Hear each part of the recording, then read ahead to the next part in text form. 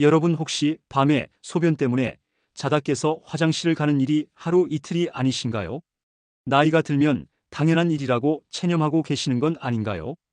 결론부터 말씀드리면 이 영상을 끝까지 보시면 병원비 한 푼 안 들이고도 밤에 소변 때문에 깨지 않고 7시간 연속 숙면을 취하게 됩니다.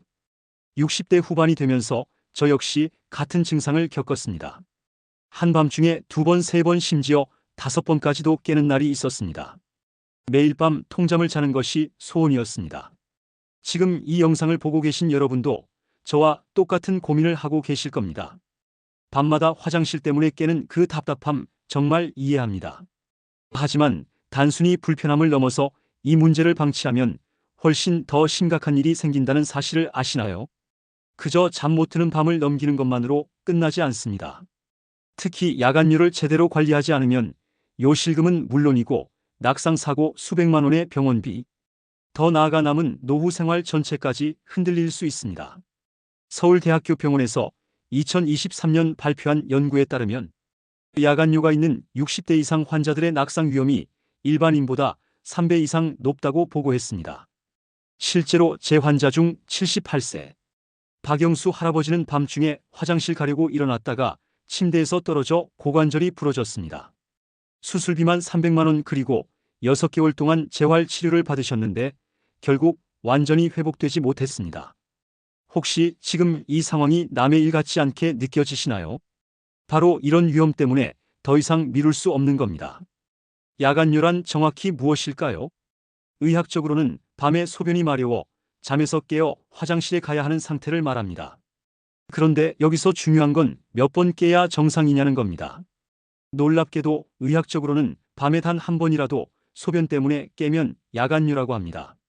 대한비뇨기과학회에서 2024년 3월 발표한 자료에 따르면 40대는 40%, 50대는 50%, 60대는 60%가 최소 한 번은 깬다고 보고했습니다. 심지어 90대는 90%가 한 번 이상 깬다고 하니 나이가 들수록 더 흔해지는 현상입니다. 그런데 왜 이런 일이 생기는 걸까요? 가장 큰 이유는 바로 항이뇨 호르몬 때문입니다. 우리 몸에는 소변량을 조절하는 일종의 수도꼭지가 있다고 생각하세요. 젊을 때는 밤이 되면 이 수도꼭지를 자동으로 잠가서 소변 생성을 줄여줍니다. 하지만 나이가 들면 이 항이뇨 호르몬 분비가 점점 줄어듭니다. 지금 설명을 들으시면서 아 그래서 그랬구나 하는 깨달음이 오시죠? 내 몸에서 실제로 일어나고 있는 일을 이해하시게 될 겁니다. 두 번째 원인은 방광의 탄력과 저장 능력이 줄어드는 겁니다. 젊었을 때 방광은 마치 큰 풍선처럼 충분히 늘어나고 소변을 많이 담을 수 있었습니다. 그런데 나이가 들면서 이 풍선이 점점 작아지고 딱딱해집니다. 남성분들은 60대 이후 절반 이상이 전립선이 커지기 시작합니다. 전립선은 마치 도넛 모양으로 소변이 나가는 관을 감싸고 있는데 이 도넛이 부풀어 오르면 가운데 구멍이 좁아져서 소변이 잘 안 나가게 됩니다. 여성분들은 또 사정이 다릅니다. 특히 출산 경험이 있으신 분들은 방광을 지탱하는 근육들이 약해져서 방광이 제 위치에서 약간 내려앉게 되고 소변을 참는 능력이 떨어집니다. 이런 설명을 들으시니 이제 내 몸에서 왜 이런 일이 일어나는지 명확해지시죠? 원인을 알았으니 이제 해결책도 보이기 시작할 겁니다. 그렇다면 이제 어떻게 해결할 수 있을까요? 복잡한 의학 치료 없이도 집에서 5분만 투자하면 되는 방법들을 알려드리겠습니다. 가장 중요한 것은 저녁 6시 이후부터 수분 섭취를 철저히 조절하는 겁니다.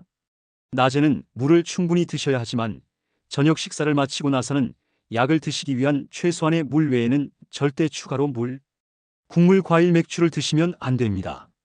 특히 국물 음식이 문제입니다. 국밥, 찌개, 탕 이런 거 드시면서 모르게 수분을 엄청 섭취하게 됩니다. 한 숟갈, 두 숟갈 떠먹다 보면 밥 한 공기보다 국물을 더 많이 드시는 경우가 대부분입니다. 다음으로 중요한 것은 잠들기 3시간 전부터 다리 붓기 관리를 해주는 겁니다. 낮 동안 다리에 고였던 수분이 밤에 몰려와 소변으로 바뀌는 걸 막기 위해 저녁 식사 후부터는 다리를 심장보다 높게 올리고 계시는 게 좋습니다. 지금까지 설명한 방법들이 너무 간단해서 정말 효과가 있을까 싶으시죠? 하지만 수천 명의 환자들이 이미 증명한 방법들입니다. 자기 전에는 꼭 한 번 더 소변을 보고 주무셔야 합니다. 소변이 마렵지 않더라도 꼭 가셔야 합니다. 이건 마치 장거리 여행 떠나기 전에 화장실 들르는 것과 같은 원리입니다. 그리고 자려고 누워서 핸드폰을 보는 습관을 반드시 끊으셔야 합니다. 핸드폰 화면을 들여다보는 동안 우리 뇌는 낮이라고 착각하고 각성 상태를 유지합니다. 이러면 원래 밤에 잠겨야 할 수도꼭지가 제대로 잠기지 않아 소변이 계속 만들어지는 겁니다. 마지막으로 밤중에 자다 깼을 때 무조건 화장실부터 가는 습관을 고치셔야 합니다. 많은 분들이 자다 깼다는 이유만으로 조건반사처럼 화장실을 가시는데 이 습관이 오히려 야간율을 악화시킵니다. 이 5가지 방법만 지키시면 오늘 밤부터 더 이상 밤에 깨지 않고 상쾌한 아침을 맞이하게 됩니다. 대부분은 이 방법만 지켜도 눈에 띄게 좋아집니다. 하지만 드물게 생활 습관만으로 해결되지 않는 경우도 있습니다. 소변 때문에 밤에 2번 이상 깨는 날이 일주일에 4일 이상 계속된다면 무조건 병원에 가셔야 합니다. 낮에도 소변 문제가 생긴다면 망설이지 말고 병원에 가셔야 합니다. 강남 세브란스 병원에서 2024년 1월 발표한 연구에 따르면 야간율을 조기에 발견하고 치료했을 때와 늦게 발견했을 때의 치료 성공률이 3배 이상 차이가 난다고 보고했습니다. 여러분, 지금까지 말씀드린 방법들은 어려운 것이 하나도 없습니다. 저녁 식사 후 물 안 마시기, 다리 올려두기, 자기 전 화장실 다녀오기. 이 작은 실천 하나가 여러분의 밤을, 건강을, 가족과의 시간을 완전히 바꿀 수 있습니다. 오늘 저녁부터 꼭 실천해 보세요. 내일 아침 상쾌하게 눈을 뜨는 기분이 얼마나 좋은지 직접 경험하실 겁니다.